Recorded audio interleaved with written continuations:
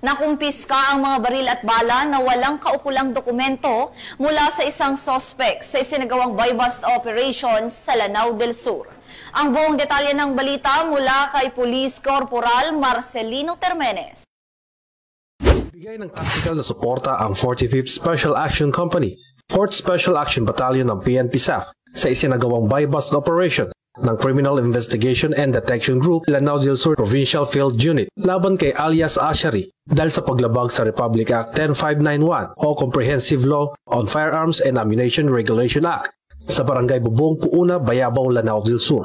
Nakumpiska sa naturang operasyon ang isang M16A1 rifle, isang HK416 assault rifle na may modified scope, 100 peraso ng 5.56mm na bala, 5 magazine, isang pulang Toyota Revo, at isang itim na jumpable plate carrier vest. Nasa CIDG Lanao del Sur na ang kustodiya ng naarestong suspect at mga nakumpiskang ebidensya para sa wastong dokumentasyon at disposisyon.